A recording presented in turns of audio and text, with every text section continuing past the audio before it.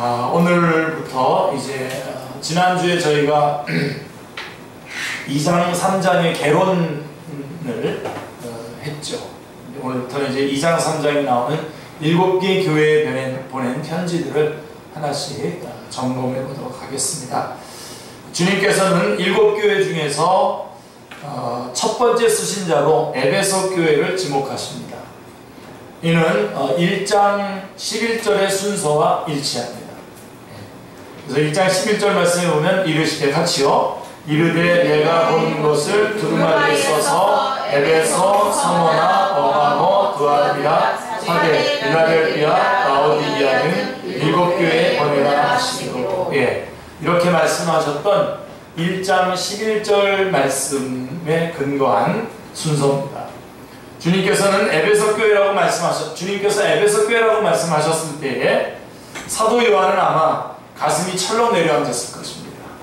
왜냐하면 사도 요한이 마지막까지 유배되기 전까지 섬긴 교회가 바로 에베소 교회였기 때문입니다. 에베소 교회는 사도 바울에 의해서 개척이 되었고 사도 요한에 의하여 양육을 받은 교회답게 끝까지 진리를 보수한 교회입니다. 그러나 여러분, 이 교회에도 문제가 있었습니다. 사도 요한이 누굽니까? 여러분, 사랑의 사도 아닙니까? 그렇죠? 사랑의 사도가 목회한 이 교회인데도 처음 사랑을 버렸다라고 하는 책망을 받은 것입니다. 굉장히 아이러니하죠? 에베소 교회는 우리에게 신앙의 균형과 조화를 신앙에 있어서 균형과 조화를 이룬다라고 하는 것이 얼마나 어려운가를 깨닫게 해주는 교회입니다. 교회의 메시지입니다. 1절을 보십시오. 같이요. 에베소 교회의 사자에게 편지하라. 오른손에 있는 7뼈를 붙잡고 7 금촛대 사이를 거니시느니라 하시되. 자, 먼저 수신자가 누굽니까? 수신자를 에베소 교회의 사자라고 말씀하고 있습니다. 바로 이 사자라고 하는 것은 그 교회의 대표성을 나타내는 묘사이기 때문에 우리는 이 편지가 에베소 교회의 전체 성도에게 보내진 것으로 것으로 볼 수가 있습니다. 그리고 송신자가 누굽니까? 오른손에 있는 7뼈를 붙잡고 7 금촛대 사이를 거니시는 이라고 말씀하고 있습니다.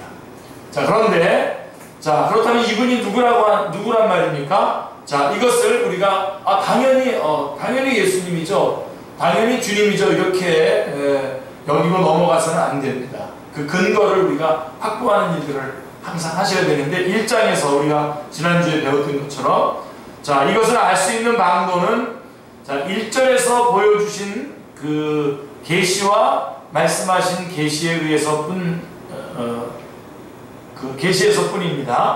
그래서 1절은 2절, 3절을 말하기 위한 전문임을 알게 되는데요.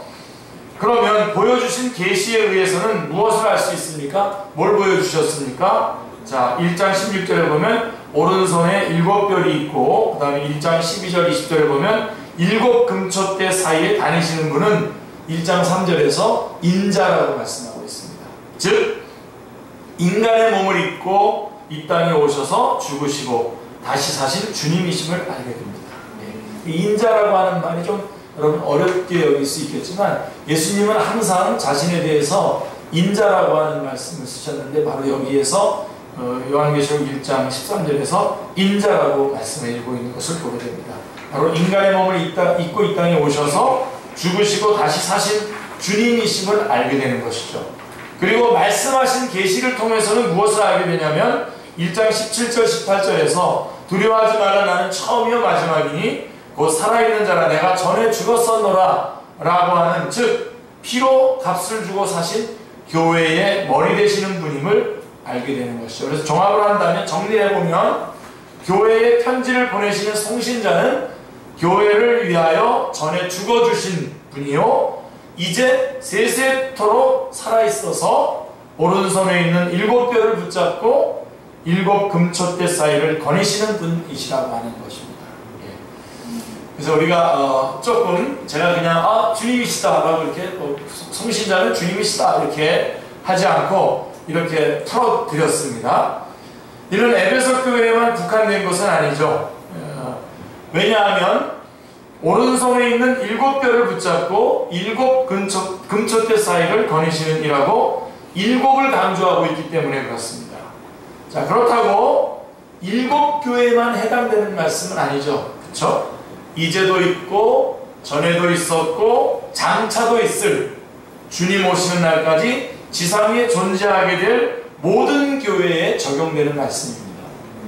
그렇다면 요한계시록을 통해서 우리 주님이 7뼈를 붙잡고 7 금초대 사이를 거니시는 이시라고 하는 이 한 가지만이라도 오늘 우리 주님께서 바로 이 7뼈를 붙잡고 7 금초대 사이를 다니시는 분이시다라고 하는 이 한 가지만이라도 붙잡고 우리가 이것을 분명히 확신하고 그래서 삶의 현장에서 자주자주 이 사실을 묵상하며 놓치지 않는다면 얼마나 큰 위로와 용기를 우리가 얻게 되겠습니까? 그렇죠?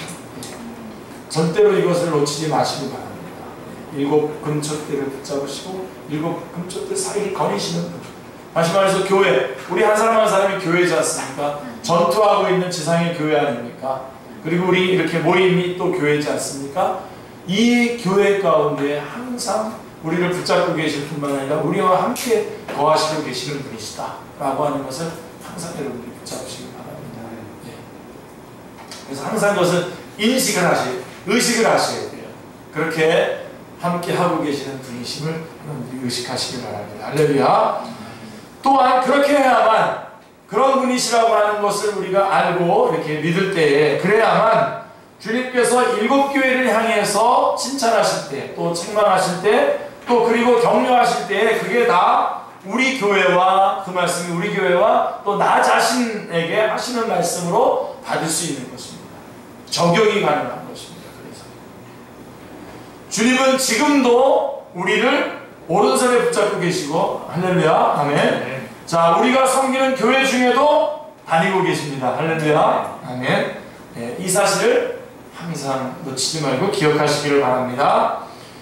교회를 위하여 자신을 주신 이후에 우리 주님께서는 교회를 위하여 자신을 주신 이후에 우리 주님의 관심은 피로 사신 교회에 집중되어 있습니다. 그러므로 여러분들이 기억해야 할 것은 요한계시록의 초점은 교회라고 하는 사실을 놓치지 말아야 합니다. 그분이 피로 값주고 사신 교회에 초점이 맞춰져 있음을 기억하시기 바랍니다. 지상의 모든 교회가 이 한 가지 사실만이라도 분명하게 명심한다면 크게 달라진 모습이 될 것입니다. 멀리 갈 것도 없이 우리 축제교회 또 축제교회 안에서도 여러분 지금 오늘 이 자리에 모인 여러분 한 사람 한 사람이 우리 주님께서 지금 우리 한 사람 한 사람인 교회에 집중하고 계시고 모든 말씀에 초점으로 삼고 계시다라고 하는 것을 기억한다면 우리는 엄청나게 변화된 다른 삶을 살아갈 수가 있습니다. 살아가게 될 것입니다. 마치 우리 안에 지금 성령님이 계시다는 것을 우리가 항상 놓치지 않아야 하는 것처럼 맞습니다. 그렇죠? 성령님이 우리와 함께 계시죠 지금도. 그래서 그 성령님이 함께 계시다라고 하는 것을 우리가 알고 있을 때에 우리의 모든 그 삶이 변화될 것입니다. 자, 먼저 칭찬이 먼저 주어지게 되죠. 1절, 3절, 1절부터 3절 그리고 6절이 칭찬입니다. 주님은 칭찬부터 하십니다. 자, 2절, 3절 말씀을 보십시오. 같이요. 내가 내 행위와 수고와 내 인내를 알고 또 악한 자를 용납하지 아니한 것과 자칭 사도라 하되 아닌 자들을 시험하여 그의 거짓된 것을 내가 드러낸 것과 또 내가 참고 내 이름을 위하여 견디고 게으르지 아니하는 것을 아노라. 내가 안다 하심은 7 교회에게 공통적으로 하신 말씀입니다. 2장 3절, 9절, 13절, 19절, 3장 1절, 8절, 3장 15절 이렇게 7 교회에 다 같이 공통적으로 하신 말씀이 뭐냐면 내가 안다 라고 하는 것입니다. 위로가 되십니까? 아니면 두렵습니까? 내가 안다. 다 안다. 다 안다. 주님께서 아신다라고 하는 것은 의사가 환자를 진찰하듯이 교회를 진단하는 말씀입니다. 주님께서 에베소 교회를 보실 때에 칭찬받을 일이 많았습니다. 그런데 중요한 것은 여러분, 오늘 저녁에 여러분들 꼭 붙잡아야 되는 것은 그 칭찬이 무엇에 집중되어 있는가를 주목하셔야 됩니다. 뭘 지금 칭찬하고 있는지를 여러분이 꼭 기억하신다면, 우리가 칭찬받고 받으려고 했던, 칭찬받고 싶어 했던 것들에 대해서 정확하게 점검이 되겠죠. 점검이 되고, 이제 뽑아내고, 이거는 주님에게 관계없는 거구나 하면서 뽑아내게 되고, 다시 집중해야 될 것이 무엇인지 정리가 되겠죠. 예. 오늘 저녁 때 에베소 교회를 통해서 우리가 그 칭찬이 어디에 집중되어 있는가를 여러분들이 확인하시는 것이 굉장히 중요합니다. 자, 2절 말씀에 악한 자를 용납하지 아니한 것과 자칭 사도라 하되 아닌 자들을 시험하여 그 거짓된 것을 내가 드러낸 것이라고 구체적으로 적시하고 있습니다. 이게 칭찬입니다. 칭찬의 내용입니다. 이게. 여러분, 그래서 우리는 에베소 교회 그러면 우리 대번에 첫사랑을 버린 교회라고 이렇게 인식을 하죠. 그래서 첫사랑을 회복해야 되겠구나, 이렇게 정리하시는데, 그러나 그것은 에베소 교회의 한 면만을 보았기 때문입니다. 잊지 마십시오. 에베소 교회는 진리를 굳게 지킨 교회입니다. 이 점이 6절에도 나와 있는데요. 6절에 보면 내가 니골라당의 행위를 미워하는도다. 나도 이것을 미워하노라. 이렇게 6절 말씀에서도 분명하게 드러납니다. 칭찬이 어디에 집중되어 있는가를 여러분들이 붙잡으신다면, 우리가 얼마나 철저히 진리의 말씀, 하나님의 말씀에 대해서 얼마나 철저히 공부해야 되는지를 결심하게 되겠죠. 여러분들이 이 진리의 말씀을 꼭 붙잡는 일에 여러분들이 많은 시간들을 투자하셔야 됩니다. 투자가 아니라 시간들을 주님 앞에 드려야 됩니다. 공부하셔야 됩니다. 말씀 공부하셔야 됩니다. 저는 여러분들이 하루에 2시간 이상씩 했으면 좋겠어요. 하루에 2시간, 아침에 1시간, 저녁에 1시간씩 내셔서 성경 공부를 하셨으면 좋겠어요. 성경 공부도 하고, 또 우리 축제교회에서 공부하고 있는 교리공부도 계속 해내시면서 진리 위에 든든히 서서, 바로 에베소 교회처럼 악한 자들을 용납하지 않고 자기가 스스로 자칭 사도라고 하는 자. 우리 교회에서도 한번 그런 일이 있었죠, 그죠? 우리 집사님이 평소에는 그렇게 지적을 하면 많은 사람들에게 비난을 받았다고 그러는데, 본인은 그날은 다 같이 칭찬했죠. 그렇게 한 게 잘한 거라고. 자칭 사도라고 하되 아닌 자들을 시험하여 그 거짓된 것을 내가 드러내서 진리를 사수했단 말이에요. 수호했다고 하는 거예요. 그리고 니고라당의 행위를 미워했다고 하는 거예요. 여러분, 제가 이렇게 니고라당 이런 것들을 자세하게 설명 안 하고 지금 요한계시록을 이렇게 가고 있는 거 여러분들이 기억하시죠? 왜 그러냐면, 우리가 자꾸만 이런 것에 들어가게 되면 머리를 붙잡고 쭉 나가야 되는데 머리를 붙잡고 나가지 않기 때문에 그렇습니다. 그러나 제가 어느 날 또 다시 이 부분만 뽑아가지고 다시 설교할 때는 자세하게 설교를 하도록 하겠습니다. 자, 이것이 에베소 교회에 대한 칭찬입니다. 그리고 이제 4절, 5절에 보면 책망이 나옵니다. 4절을 보시면, 그러나 너를 책망할 것이 있나니, 그렇게 칭찬도 했지만 책망할 것이 있나니 너의 처음 사랑을 버렸느니라 라고 말씀하고 있습니다. 책망받을 일이 없는 교회가 있을까요? 쉽지 않을 겁니다.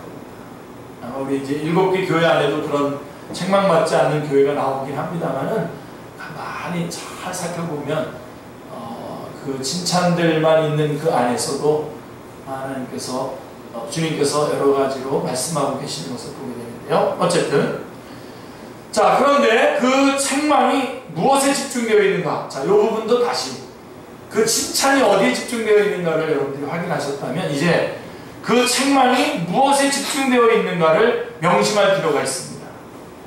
뭐라고 되어 있습니까? 4절에 너의 처음 사랑을 버렸느냐 말씀하고 계십니다. 처음 사랑을 버렸느냐. 5절을 자세히 보십시오. 어떻게 책망하고 있습니까? 같이요. 그러므로 어디서 떨어졌는지를 생각하고 회개하여 처음 행위를 가지라. 만일 그리하지 아니하고 회개하지 아니하면 내가 네게 가서 내 촛대를 그 자리에서 옮기리라. 예, 사랑을 버렸다. 사랑을 버렸다라고 하는 것이 어찌하여 이처럼 치명적인 잘못이 되었는가 하고 우리는 심각해지고 긴장하게 됩니다. 처음 사랑을 버렸다는 것이 이렇게 치명적인 거야. 어느 정도까지죠? 내가 너한테 가서 내 촛대를 그 자리에서 옮기리라. 이게 여러분 윤리적인 문제가 아닌 거예요. 그러니까 에베소 교회에게는 뭐라고 말씀했냐면 내가 내게 가서 내 촛대를 그 자리에서 옮기리라 말씀하셨고, 사대교회에게 향해서는 내가 살았다 하는 이름은 가졌으나 죽은 자로다. 그 다음에 라오디게아 교회에게는 뭐라고 얘기했냐면 내 입에서 너를 토하여 버리리라 라고 말씀하고 있는 것입니다. 이게 다 표현은 다르지만 다 같은 뜻입니다. 내 촛대를 내게서 옮기겠다라고 하는 말씀입니다. 사랑하는 성도님들, 오늘날 한국교회 중에 촛대가 옮겨지지 않을 교회, 입에서 토하여 버리지 않을 교회가 몇이나 되겠습니까? 에베소 교회를 두고 진리는 보수하였으나 사랑을 버린 교회라고 말하니까 우리는 언뜻 생각하기에 진리와 사랑은 양립하기 어려운 듯이 여길 수 있습니다. 진리를 보수하려다 보면 에베소 교회처럼 사랑을 잃게 되기가 쉽고, 반대로 사랑하다 보면 두아디라 교회에서 보는 바대로 사랑은 있으나 진리를 잃게 되어서 2장 20절이죠. 혼합 종교로 타락하게 될 위험성이 있다는 것이 사실입니다. 위험성이 있다는 것이 사실이에요. 그렇게 되기가 쉬워요. 제 표현을 여러분들이 잘 확인하셔야 됩니다. 오늘날의 교회도 이 전체 교회를 보면, 오늘날 우리 한국교회, 특별히 한국교회를 보면 진리를 보수하는 자, 복음주의자와 사랑을 실천하는 자, 자유주의자로 나누어진 듯이 보여요. 제가 볼 때 참 굉장히 좀 골이 깊게 나누어져 있는 것 같아요. 사실은 이거는 말이 안 되는 겁니다. 이거는 말이 안 되는 거예요. 잘 여러분들 보십시오. 그렇다면 진리와 사랑은 만날 수 없고 공존할 수 없단 말입니까? 아니죠. 성경은 뭐라고 얘기하고 있습니까? 시편 85편 10절 11절에 같이요. 인애와 진리가 같이 만나고 의와 화평이 서로 입맞추며 진리는 땅에서 솟아나고 의는 하늘에서 돋아오도다 말씀하고 있습니다.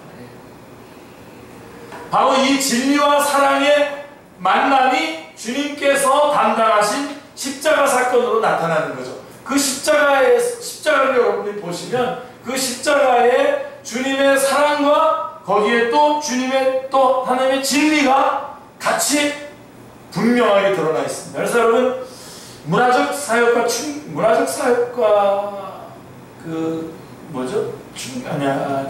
그러니까 제가 오래전에 이 책을 가지고선 우리 그때 훈련생들, 훈련받는 사람들하고 밤 1박 2일 하면서 이렇게 성품 같은 것도 테스트하고 그랬던 적이 있는데요.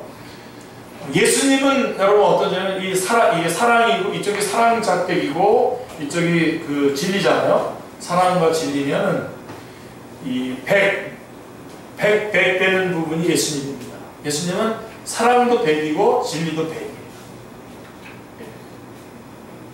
그래서 여러분 제자훈련이라는 게 뭐냐면 나를 이렇게 쭉 점검을 해요. 나를 쭉 점검해 보면은 뭐 사랑 쪽에 70, 그 다음에 뭐 이쪽 진리 쪽에 뭐 40 그러면 조그맣게 이렇게 그 판이 그려지겠죠. 그래서 제자훈련이라는 게 뭐냐면 이것을 계속 100으로 이렇게 끌어올리는 것이 제자 훈련입니다. 그래서 제자, 요새는 영성이라는 말을 많이 썼는데 사실 영성이라는 말은 조금 애매한 말이고요. 어떤 이념과 좀 구분하기 위해서 영성신학, 이념신학, 영성신학 이렇게 구분하려다가 영성이라는 말이 나와서 사실은 제자도라고 하는 건데, 제자도란 뭐냐? 제자가 된다라고 하는 것은 뭐가 되는 거냐면 예수님을 닮아가는 겁니다. 그러니까 예수님의 다 사랑이시면서 또 다 진리이신 거기를 이렇게 쭉 끌고 나가는 거거든요. 그러니까 우리가 마치 내가 진리를 쫓지만 사랑은 안 해도 무관한 것처럼, 또 사랑을 하면 또 진리에 대해서는 좀 무시해도 되는 것처럼 이렇게 가는 것은 이거는 기독교가 아닙니다. 기독교는 이 사랑과 진리를 같이 이어가는 거예요. 같이 조화를 시켜서 확대시켜 나가는 거죠. 그걸 제자훈련이라고 합니다. 그래서 그 진리와 사랑이 만난 장소가 바로 십자가죠. 자, 여러분 십자가를 한번 바라봐 보세요. 십자가에 뭐가 번뜩이고 있습니까? 거기에 진리가 번뜩거리고 있죠. 하나님의 말씀이 번뜩거리고 있지 않습니까? 죄를 지은 자, 죄에 대해서 당연히 그 죄가 처벌받고 있는 그 모습을 보고 있지 않습니까? 그렇죠? 그리고 또 거기에 뭐가 번뜩이고 있습니까? 하나님의 넘치는 사랑이 거기에 번뜩이고 있지 않습니까? 그래서 칼 바르트 같은 분은 이것을 십자가를 바라볼 때 더블 이미지로 봐야 된다고 말씀합니다. 그래서 여러분들 한번 봐보세요. 십자가를 한번 먼저 볼 때는 어떻게 보냐? 아, 정말 나는 참 지독한 죄인이구나 하는 것을 먼저 봐야 되죠. 왜요? 하나님의 아들 예수 그리스도께서 저렇게 처참하게 죽어야 될 정도로 내가 죄인이구나 하는 것을 보면서 거기서 끝나면 안 돼요. 그 대신 한 걸음 더 나가서 아, 참 내가 소중한 존재구나. 참 귀중한 존재구나. 왜요? 하나님의 아들 예수 그리스도께서 저렇게 죽어가시면서까지 나를 사랑하셨다니 라고 하면서 이걸 같이 봐야 돼요. 그래서 이 주님의 십자가는 하나님의 사랑과 공의, 진리가 함께 나타나고 하나님의 의로우심과 사랑을 함께 충족시켜드린 사건입니다. 그리고 예수님은 바로 그런 분이십니다. 온전한 사랑과 온전한 진리가 가득 충만한 거죠. 요한복음에서도 그것을 증언하고 있는 것을 보게 됩니다. 그러므로 복음이란 사랑과 진리에 조하여 참 교회의 표지는 진리의 말씀이 바르게 선포되고 사랑이 시행되는 것입니다. 바른 교회고 참 교회입니다. 참 교회는 어떤 교회냐? 두 가지, 진리의 말씀이 바르게 선포되고 사랑이 시행되는 것입니다. 그리고 진리와 사랑의 조화란 믿음과 행함의 조화이기도 합니다. 그러므로 그 사람이 그리스도인인가 아닌가 하는 그리스도인의 표지, 그 사람이 그리스도인가 아닌가인 그리스도인의 표지는 주 예수 안에서 너희 믿음과 모든 성도를 향한 사랑을 나도 듣고 라고 말씀한 에베소서 1장 15절 말씀과 또 골로새서 1장 4절 말씀처럼 너희의 믿음과 또 모든 성도에 대한 사랑이라고 말씀하고 있습니다. 믿음과 사랑이 넘치는, 믿음과 사랑의 소유자, 그 사람이 그리스도인 것입니다. 자, 여러분들이 오늘 바로 그러한 우리 안에 내주에 계시는, 우리 안에 성령님께서 부어주시는, 성령님으로 말미암아 우리 안에 부어주신 그 넘치는 사랑을, 또 성령님으로 말미암아 깨달은 그 진리의 말씀을 가지고, 진리의 말씀과 또 넘치게 주시는 그 사랑, 더 부어주신 사랑을 가지고 이 진리와 사랑을 드러내는 성도가 그리스도인, 자가 그리스도인 것입니다. 진리와 사랑이 조화를 이루고 있는 모습을 사도 요한의 서신을 통해서도 볼 수가 있는데요. 요한 2서 4절 5절 1장 4절 5절 말씀에 가보시면 진리를 행하는 자를 내가 보니 심히 기쁘도다. 부녀여 내가 이제 내게 구하노니 서로 사랑하자. 이렇게 말씀하고 있습니다. 그 다음에 요한 3서에도 가보면 1절부터 3절부터 6절에 보면 제가 줄여놨는데요. 같이 읽겠습니다. 형제들이 와서 내게 있는 진리를 증언하되 내가 진리 안에서 행한다 하니 내가 심히 기뻐하노라. 그들이 교회 앞에서 너의 사랑을 증언하였다. 예, 진리와 사랑이 조화를 이루고 있는 모습을 보게 됩니다. 이렇게 진리와 사랑의 조화를 어떻게 진리와 사랑이 조화를 이룰 수 있겠습니까? 복음 진리를 통해서 하나님의 사랑이 마음에 부음바 된 사람만이 가능한 겁니다. 5장 5절 로마서 5장 5절이 바로 그 핵심 메시지입니다. 그래서 진리의 말씀을 통해서 성령님이 역사하시죠. 성령님은 혼자 자유로 역사하시지 않으신다고 말씀드렸죠. 성령이 우리 안에 계시지만 말씀을 통해서 말씀이 주어질 때 성령님이 역사하셔서 우리 안에 진리의 말씀을 통해서 우리 안에 넘치는 사랑이 부어집니다. 그래 그런 사람만이 가능해요. 이런 맥락에서 에베소 교회를 우리가 그래서 정확하게 점검해야 됩니다. 그러면 진리는 보수했으나 사랑은 잃어버린 교회인 양 말하는 것을 우리가 조심해야만 합니다. 같이 가야 됩니다. 왜냐하면 진리와 사랑은 둘이 아니라 떼어놓을 수 없는 하나이기 때문에 그렇습니다. 그러므로 복음은 진리와 사랑의 조화입니다. 정말 우리 시대에 지금 이 나라에 이 시대에 정말 꼭 여러분들이 붙잡아야 될 말씀입니다.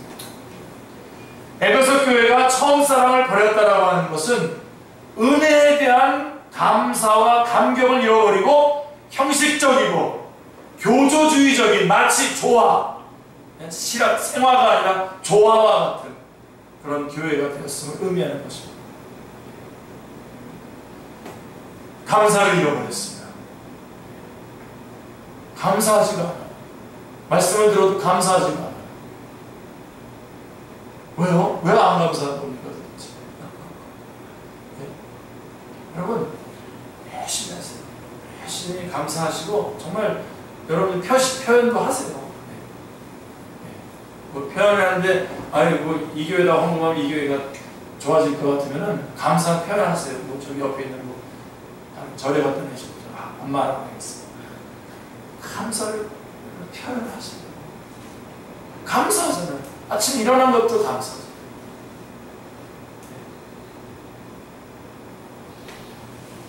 모든 게 감사하죠. 근데 잊어버렸어요. 감사하지 않아요. 당연해요. 당연하고 그 다음에 정말 비판이 생겨요. 참 뭐야 저 사람. 이렇게 나오는 거죠. 얼마나 소중합니까? 자, 죄송하지만 우리 옆사람, 저 선교 중에 너무 잘하는데 한번 옆사람 한번 봐보세요. 얼마나 소중합니까? 우리 오늘 처음 뵙는 우리 형제님들 계신데 제가 얼마나 소중합니까? 이렇게 같이 예배 드리고 소중하죠. 저도 여러분들 만약에 오늘 다 안 오셨다 그랬어요. 제가 열심히 준비한 거 이거 뭐 물론 다 뭐 글로 막 또 보내고 막 그러겠습니다만은 다 감사한 겁니다. 여러분 이렇게 나와서 말씀 듣고 싶어도 말씀 들을 수 없는 그런 지역이 이 땅에 많아요. 맞습니다. 찬양 우리 목이 터져라 불렀잖아요. 정말 우리 찬양 목이 터져라 부르고 우리 한 400~500명이 부른 것 같이 불렀잖아요. 네. 목이 터져라 불렀잖아요. 근데 여러분 이렇게 찬양 부를 수 없는 곳이 많아요. 제가 한 번은 그 시국에 갔는데 막 제가 저는 뭐 비행장에서 딱 내리면 이제 말씀 전하는 장소로 무조건 가지 않습니까? 찬송 소리가 들리는 거예요. 그래서 이거 이상하다 오늘 위험하다 이거. 그래가지고 이제 갔더니 막 열심히 부르시는 거예요 찬송을. 그래서 아니 이거 이래도 괜찮냐고 제가 물어봤더니 오늘 찬송 부르고 그냥 감옥에 가겠습니다. 여러분 그런 그런 것들이 참 이게 우리 너무 감사가 너무 많습니다. 특별히 우리 축제교회는 이기란 목사가 진리 뭐 이단 뭐 이렇게 하고 참 그러니까 여러분들이 메말랐어요. 여러분 누굴 보더라도요. 그 누굴 보더라도 불쌍히 여겨야 돼요. 사랑해야 돼요. 영혼에 대한 사랑이 다시 회복되게 해달라고 기도하셔야 돼요.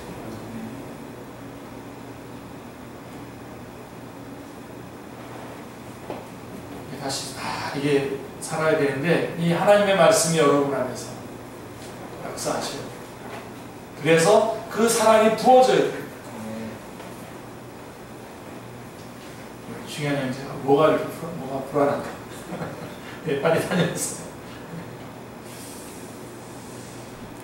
자, 그래서 하나로 가야 된다는 걸 여러분 꼭 기억하시고요.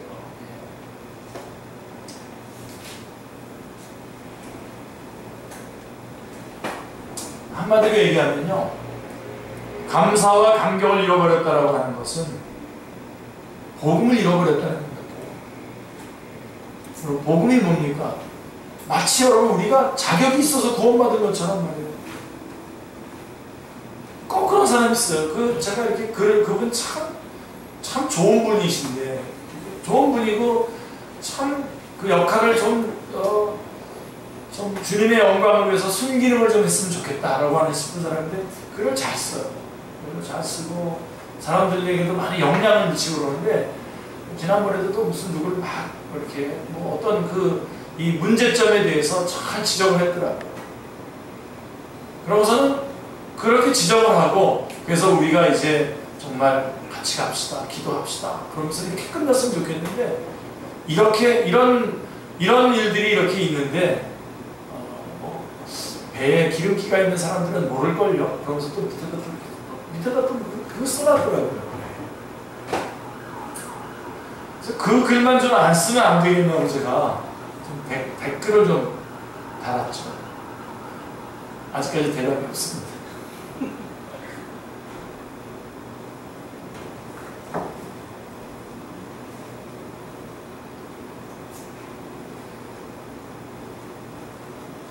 사랑하지 않으면요, 아무리 여러분들이 진리를 말씀하세요, 사랑하지 않아요.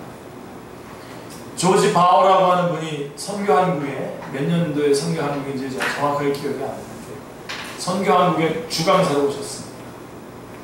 와가지고 했던 말씀 중에 하나가 뭐냐면, 이단 중에는 교리적인 이단도 있죠.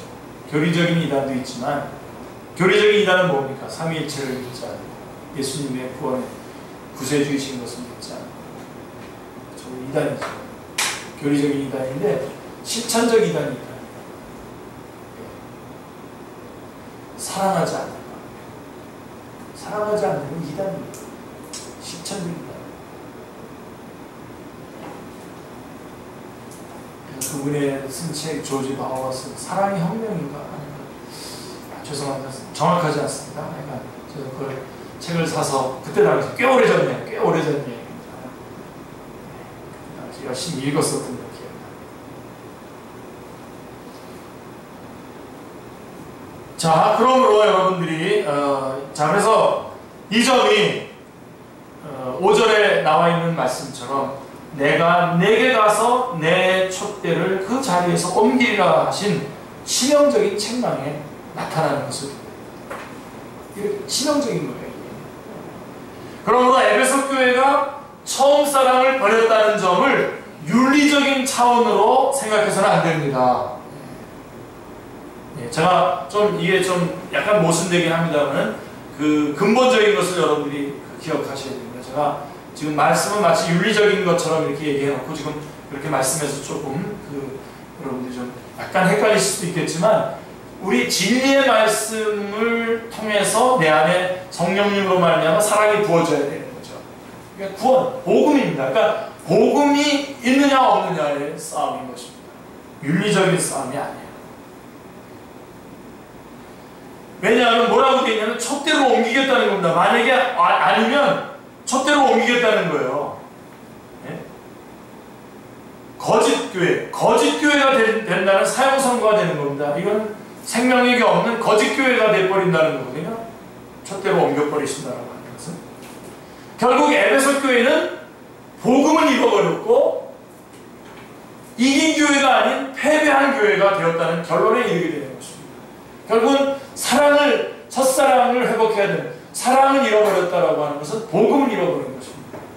복음을 잃어버렸기 때문에 자기가 얼마나 아찔한 것을, 얼마나 영화로운 것을 옮겼는가에 대한 이 구원의 감격이 없잖아요. 복음이 없으니까 구원의 감격도 없는 겁니다. 이 점을 구약교회를 통해서도 확인할 수가 있는데요. 이스라엘이 바벨론으로 추방을 당한 원인이 무엇입니까? 예, 하나님께서는 이렇게 말씀하고 있어요. 시편 50편 8절에 보면 나는 내 재물 때문에 너를 책망하지 아니하리니 내 번제가 항상 내 앞에 있습니다. 예, 나는 내 재물 때문에 너를 책망하지 않겠다는 겁니다. 왜 그러냐면 내 번제가 항상 내 앞에 있음이로다. 무슨 뜻입니까? 예, 예배는 끊임없이 드렸다는 것입니다. 예배는 끊임없이 드렸어요. 여러분, 그러면 된 거 아닙니까? 예배를 끊임없이 드렸으면? 그러나 하나님께서는 뭐라고 말씀하냐면 같은 50편 22절에서 이렇게 말합니다. 하나님을 잊어버린 너희여 이제 이를 생각하라. 그러면서 50장 23절에서 감사로 제사를 드리는 자가 나를 영화롭게 하나니 라고 말씀하고 있습니다. 조화처럼, 조화 아시죠? 조화. 이 화석화된 것처럼 교회 왔다 갔다, 그냥 왔다 갔다, 감사로, 기쁨으로, 감격으로 예배드리고 정말 고맙고 하나님 앞에 눈물로 감사하며 예배드리고 찬양 올려드리고 기도하고, 그런 무릎을 꿇고 정말 좀 도와주십시오 하고 간절히 기도하고 그런 것들이 없다.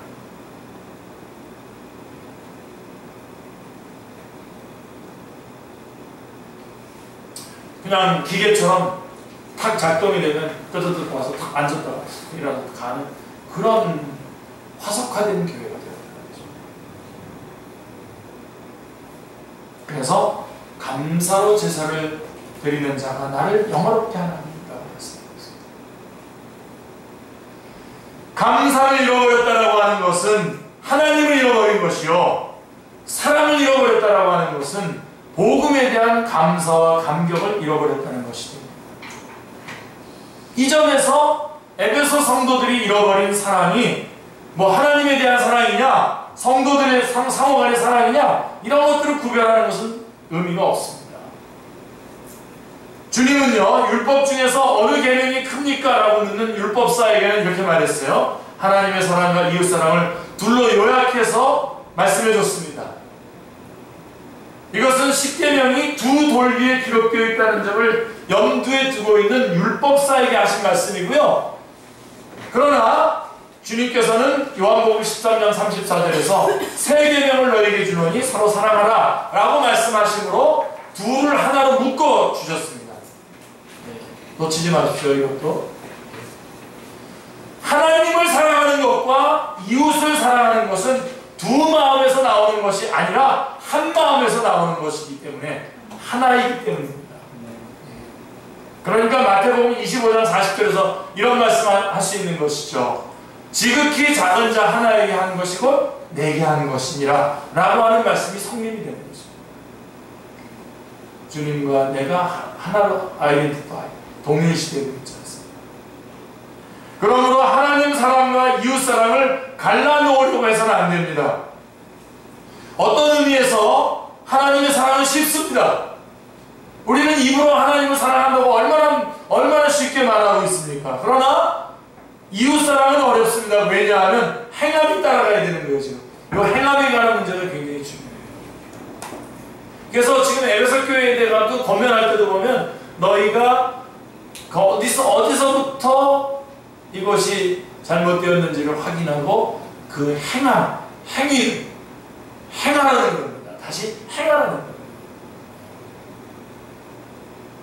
구체적으로 하시면 돼요. 저는 여러분들이 이렇게 했으면 좋겠어요. 교회 올 때마다, 이렇게 교회 올 때마다, 우리 성도들 만날 때마다 또 우리 또 따로 우리 청년분 또 따로 만날 때마다 또 우리 각 부서들도 이제 좀 따로따로 만난다면 그때마다 내가 만나는 사람들을 놓고 내가 하나씩 선물을 어쨌든 선물 하나, 고구마 하나, 군고구마 하나 가져오든 어쨌든 하나씩 이렇게 생각하면서 이렇게 들고 오고 그러면 참 얼마나 좋을까.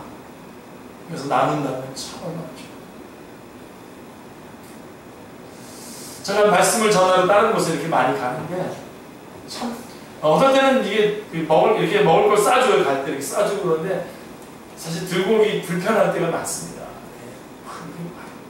기차 타고 막 먼 곳에 막 왔다 갔다 하고 막 그럴 때 이렇게 들고 오고 막 또 잊어버리기도 하고 그러는데요. 근데요, 값으로 따져보면 얼마 안 됩니다. 잘 따져보면 얼마 안 되는데 그렇게 그 사람이 그 마음을 준 거잖아요. 그게 얼마나 좋은지요. 그것만 기억이 나요. 그때 말씀 뭘 전했는 건 별로 기억 안 나고 거기 가서는 뭐 좋지, 뭐 좋지. 그래서 그거 봅니다. 그런 서로 감사하잖아요. 그거가 좀 이게 좀 우리 안에서 좀 일어났으면 좋겠어요. 제가 한 번은 제가 이제 성경 공부하는 모임 중에 한 모임에서 제가 강의를 하면서 사운드 오브 뮤직에 나오는 그 노래를 불렀어요. 여러분들에게 한번 제가 불러드렸나요? 이게 너무나 복음이라 그러면서 그 번트랍 대령이 사운드 오브 뮤직에서 번트랍 대령이 마리아에게 사랑을 고백하는 장면 나오잖아요. 이게 정말 복음이에요. 그래서 제가 이걸 외워가지고 노래를 부르거든요. 혜리자매가 부르려고 그러는 것 같아요. Nothing come from nothing, nothing ever good. Oh, summer in my youth, oh, childhood. I must have done something good, for here you are standing there loving me. When are you sure? 이게 쭉 이렇게 쫙 부르는 노래. 그러니까 내가 참 어렸을 때 그렇게 좀 착하지 않았던 것 같아요. 위키드 차일드, 미저블 유스. 그렇지만 내가 그래도 something good, 괜찮은 게 있나 봅니다. 왜 그러냐면 당신이 지금 여기 서서 나를 사랑하고 있기 때문에. 복음이죠, 진짜. 제가 저는요 영어고 뭐고 이렇게 잘 안 외워지는데요. 이게 만약에 설교를 해야 된다고 외워집니다. 설교를 해야 되거나 뭐 말씀을 전해야 된다고 외워져요. 그러면서 제가 이 사운드 뮤직 이거를 한번 다 듣고 외우고 싶어가지고 이렇게 집에서 샀는데 돈을 주고 사지 않습니까? 케이블 거기 들어가서 샀는데 이게 원본이 아니라 새로 2013년에 새로 다시 만든 그 사운드 뮤직을 산 거예요. 감동이 좀 없더라고요. 그래서 그 얘기를 했더니 그 다음 성경 공부하러 갔는데 선물을 하나 싹 주더라고요. 그러니까 그 사운드 뮤직 DVD 주더라고요. 근데 제 집에 DVD가 없어. 그대로 있습니다. 그러니까 다음 주 여러분 중에 누가 한 분이 DVD 제가 말하려고 하는 거 여러분 아시겠죠? 무슨 말 하려고 하는 건지. 이런 잔잔한. 그래서 우리가 볼 때 어떤 부분이 부족하구나 그러면 떠벌리지 말고 여러분이 조용히 거기 가서 다 이렇게 그것을 막아주고 그것을 감당해주고 이렇게 해주는 것이 참 얼마나 좋은가 이런 생각입니다. 그게 하나님 사랑입니다, 여러분. 그래서 가끔 여러분 저에게, 제가 목사지 않습니까? 저에게 이렇게 대접할 때 제가 여러분 교만해질 가능성이 많습니다. 그렇게 저를 대접해주면. 그러나 여러분 저는 열심히 섬김해주면 받습니다. 왜 그러냐면 저분이 하나님을 섬기는 마음으로 지금 나를 섬기고 있다고 생각하고 있기 때문에 섬김을 받는 겁니다, 제가.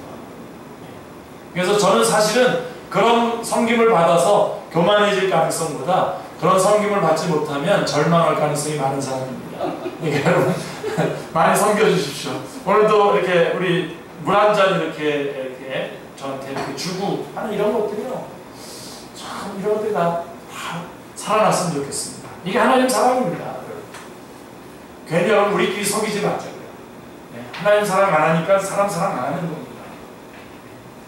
영혼을 사랑 못하는 이유가 하나님 사랑 안 하니까 고맙지가 않아요. 그분이 나를 구원해 주신 게 감사하지가 않아요. 그러니까 지금 사랑하지 못하는 겁니다. 그리고 자꾸만 딴 사람의 잘못 허물만 보이는 거죠. 내가 죄인이었는가를, 그래서 그럼에도 불구하고 주님이 날 사랑하셨다는 것을 진짜로 믿고 구원받은 사람이 다른 사람 허물이 보인다고요? 진짜로 보이고, 보여졌더라도 말하고 싶어진다고요? 그건 저는 다시 확인해보라고 말하고 싶습니다. 달아놓지 마십시오. 평안에 매는 줄로 성령이 하나 되게 하신 것을 지키지 못하게 될 때에 그 교회는 이미 패배한 교회가 되는 것입니다. 또한 사랑의 띠로, 골로새 3장 14절에 사랑의 띠로 하나가 되지 못한 공동체는 영적 전투에서 승리할 수 없습니다. 그러므로 내 촛대를 그 자리에서 옮기리라고 하는 무서운 책망을 처음 사랑을 버린 경우에만 해당되는 것이 아닙니다. 가령 내 입에서 너를 토하여 버리라 라고 하는 책망도 표현만 다를 뿐이지 의미는 같은 것입니다. 에베소 교회가 여러분 만약에 사랑은 지켰는데 진리를 잃어버렸다고 해도 같은 책망을 받았을 것입니다.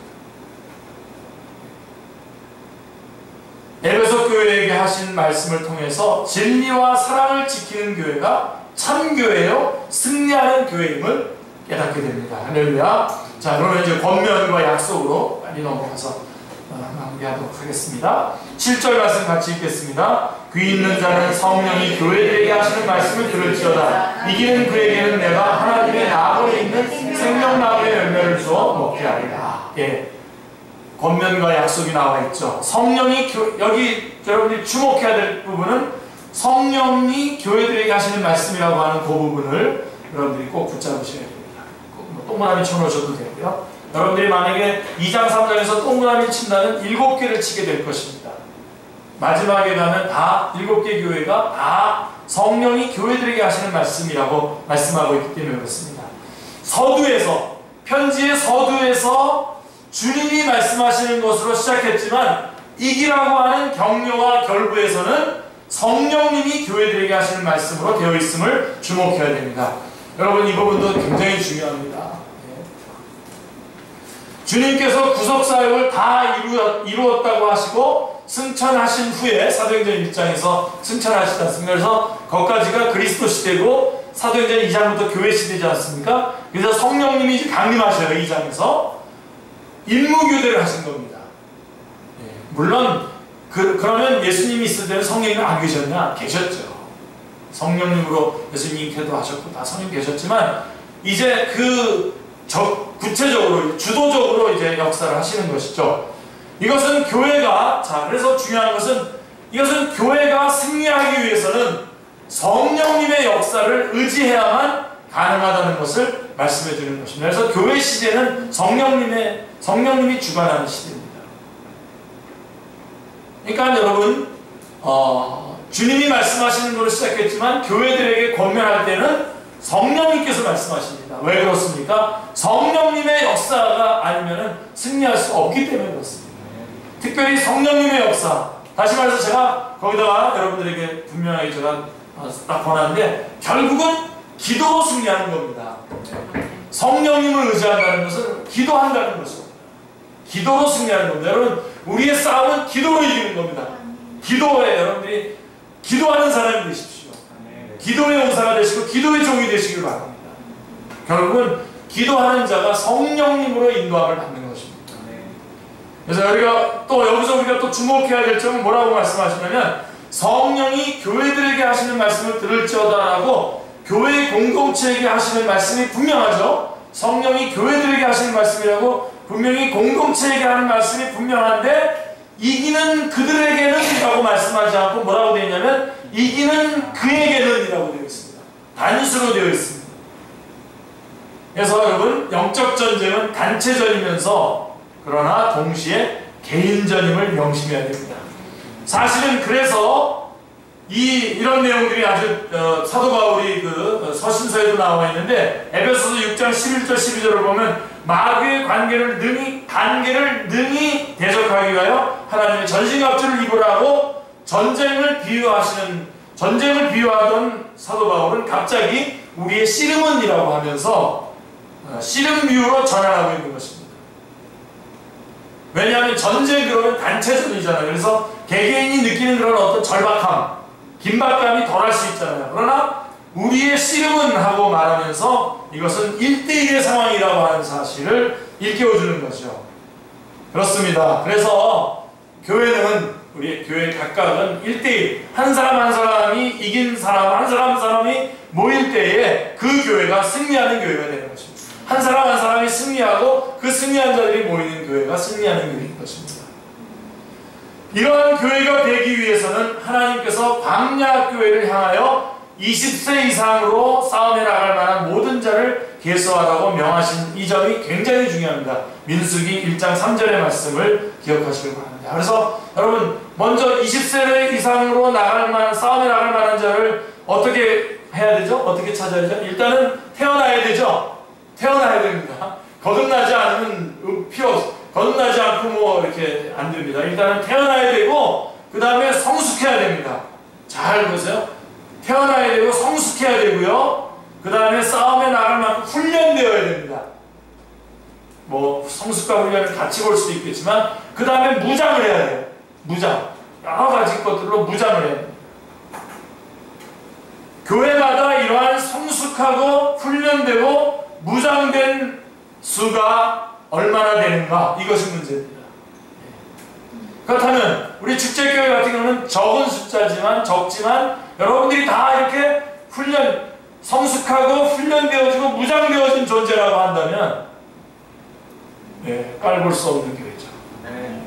그리고 여러분 개인이 이런 훈련되어지고 성숙되어지고 무장되어져 있다면 싸움에 나가서 승리할 수 있는 것입니다. 제일 중요한 건 먼저 태어나야 돼요. 예수 그리스도로 말미암아 거듭나야 됩니다. 그러므로 이 전쟁은 2000년 전에 아시아에 있는, 소아시아에 존재했던 에베소 교회에 국한된 지나간 일이 아니라 지상의 모든 교회가 주님 오시는 날까지 싸워야 할 지금 있는 일임을 잊지 말아야 합니다. 할렐루야. 제가 여러분 요한계시록을 말하면서 뭐 아주 굳이 일부러 매번 끄집어내서 하는 말이 바로 이겁니다. 이 요한계시록의 말씀은 마지막 때의 어떤 한 시대에, 한 시점에 일어날 일을 기록하는 것이 아니라 오고는 지금도 있고 이전에도 있었고 이후에도 있을, 주님 오실 때까지 있을 싸움을 얘기하고 있는 것입니다. 그 내용을 얘기하고 있기 때문에 오늘 우리에게 가장 적실한 말씀이라고 하는 사실을 한순간도 여러분 놓치지 않기를 바랍니다. 이기는 그에게는 내가 하나님의 낙원에 있는 생명나무의 열매를 주어 먹게 하리라고 말씀하고 있습니다. 이 약속은 창세기 3장 24절, 이같이 하나님이 그 사람을 쫓아내시고 에덴 동산 동쪽 그룹들과 두루 도는 불칼을 두어 생명나무의 길을 지키게 하시니라 라고 하신 신라곤으로 우리를 인도해 주는데요. 신라곤으로 가게 만드는데요. 하나님께서는 바로 이 신라곤에서 우리를 복락원으로 회복시켜 주시겠다고 하는 약속의 말씀인 것입니다. 이 약속이 요한계시록 22장 2절에 이르러서는 강 좌우에 생명나무가 있어 12가지 12열매를 맺되 달마다 그 열매를 맺히는 생명나무가 22장 2절에 등장하고 22장 14절에서는 그것이 성취가 되죠. 이는 그들이 생명나무에 나아가며 라고 하는 말씀으로 성취가 되는 것을 보게 됩니다. 7 교회에게 하신 약속이 각각 다른 듯이 보이지만 결국은 이겁니다. 약속은 하나입니다. 영적 싸움, 즉 주님의 고난에 참여한 자들에게는 영원한 영광이 주어진다는 약속인 것입니다. 로마서 5장 2절에 바라고 즐거워했었던 바로 그 하나님의 영광이 주어지는 것이죠. 그래서 로마서 5장 1절 2절에 보면 우리가 처음부터 하나님과의 화평, 그 다음에 계속해서 하나님의 은혜, 그 다음에 궁극적으로는 하나님의 영광에 들어가지 않습니까? 천국에 가는 게 우리 그리스도인이라고 말씀했지 않습니까? 그러므로 믿음으로 구원받았기 때문에 그러므로 우리는 이제 하나님과 화평한 관계가 되고 계속적으로 주님의 은혜 가운데 있다가 주님의 영광의 자리에 가는 건데 그 바로 영광, 그 영광의 자리에 바로 가는 그게 우리에게 주어진 상입니다. 약속입니다. 딱 하나의 약속. 하나님의 나라, 천국 백성이 되는 겁니다. 이기는 그에게는이라고 하셨는데 주님은 그냥 이기라고 말씀합니까? 여러분, 우리 주님은 그냥 이기라고 합니까? 아니죠. 이길 수 있는 여건과 능력을 주십니다. 네. 이길 수 있는 여건과 능력을 주시고 이기라고 말씀하시는 겁니다. 여러분, 절대로 잊어버리지 마십시오. 주님께서 명령하시면 그 명령 안에는 능력이 따라가게 되어 있습니다. 아멘. 그래서 그 명령을 순종하는 자는 그 능력을 맛보게 되어 있고, 그 말씀을 순종하고 그 능력을 맛본 사람이 간증을 하게 되어 있는 것입니다. 잊지 마시기 바랍니다. 명령을 수행하지 않으면 능력은 여러분 안에서 나타나지 않습니다. 이 점을 요한복음 16장 33절에서 세상에서는 너희가 환난을 당하나 담대하라, 내가 세상을 이겨노라라고 말씀하고 있습니다. 우리는 주님께서 대표자 간의 싸움에서 승리해 놓으신 싸움을 싸우고 있는 것입니다. 이 점을 다윗과 골리앗의 싸움의 예표를 통해서 우리가 볼 수 있습니다. 다윗이 골리앗을 넘어뜨리기 전에는 이스라엘의 진영은 공포에 쌓여 있었습니다. 그러나 다윗이 승리하자 사무엘상 17장 52절에 이스라엘과 유다 사람들이 일어나서 소리 지르며 블레셋 사람들을 쫓아 승리했다고 말씀하고 있습니다. 그러므로 교회는 주님이 주시는 권세로 이길 수 있는 겁니다. 주님이 주시는 권세로 이기는 겁니다.